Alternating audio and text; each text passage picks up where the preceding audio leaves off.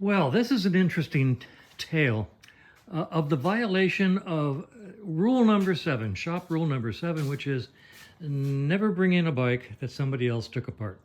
This was the first time we violated the rule 7, and it's the one we've been telling you about all along, where we had to split the engine, put it all back together, had a terrible time getting it to run, finally exchanged the whole ignition system, solved that problem. I did a great test ride, and this morning Kevin did a great test ride, so we're calling it done.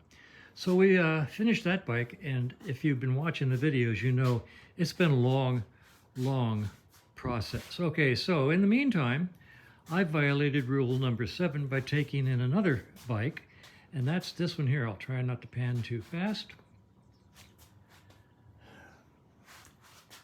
And it's this bike here. Interesting history. My client bought it from a fellow who was working on it as a project bike, and about 5 years ago, he ran out of steam and the thing sat in a corner for 5 years. And then my client bought it and asked me to put it together. So I said, sure, I'll violate rule number 7 because you're a good client, and I'll put it together. Well, it's been an adventure, believe me. We had to split the cases, and just everything.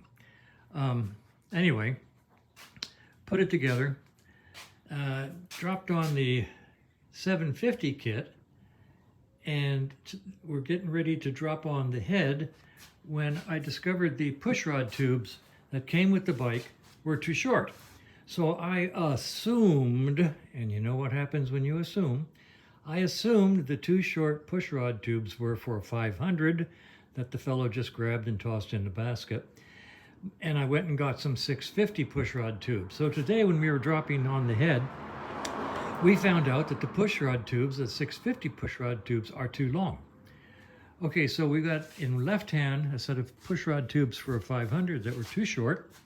In my right hand, a set of pushrod tubes that for a 650 that were too long. The long ones were holding the head up in the air above the cylinders about 1/4 of an inch. You're supposed to have maybe 30 thousandths of an inch gap when the head is resting gently on the pushrod tubes.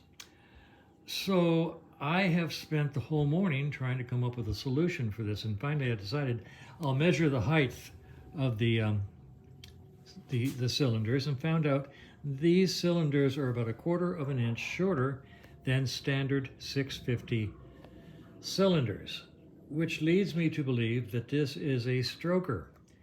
The guy who had the bike before put in a stroker crank, stroker connecting rods, 750 pistons, and a stroker cylinder.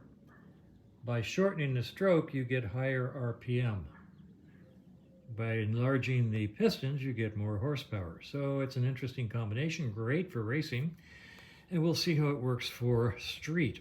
So anyway, I believe this is a stroker motor because of the height of the jugs, 1/4 of an inch shorter. To go along with that, I went down to my good buddy Roger's, and I borrowed a push rod from him and found out that stock push rods are about a 1/2 inch or 1/4 of an inch longer than these that came with the motor. So these push rods are about a 1/4 inch shorter than stock push rods.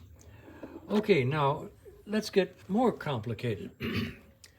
This is the complete inventory of my good friend Roger. He buys and sells British bike parts. This is his complete inventory of pushrod tubes. And starting up here, we have too long, too long, too long, going down back over, too long, and they don't fit over the lifter blocks, and go immediately to too short, and they do fit over the lifter blocks, but they're also about 1/4 of an inch too short. Gee whiz, wonder why. Okay, so these are really too short. So he's going to get all of his pushrod tubes back cleaned and sorted, and I decided to see if there was some way of making these short pushrod tubes work. And what I came up with is a way of putting multiple sealing washers on the bottom. First of all, I'll go back over here.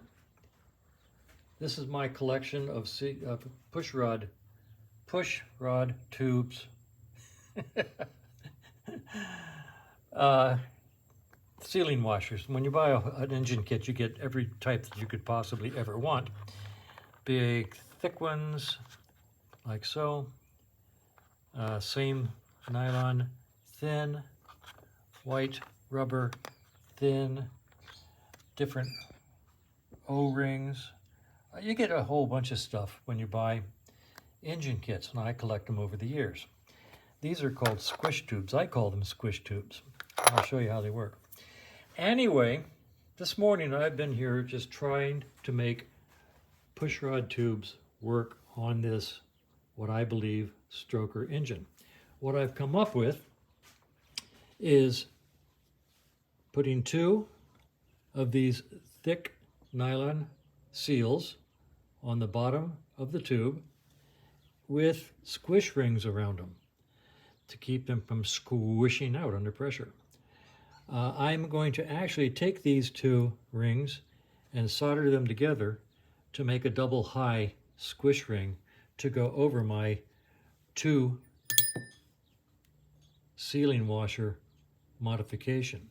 It's either that, and if that doesn't work, I'll have my machinist make me a spacer, basically this somewhat close to this thick, and then I'll use a thin sealing washer. So that's where we are right now. I'm going to go solder these together to make them double high, and then I'll put it together and I'll show you the result, and that ought to be interesting. And as I like to say, the fun just never stops.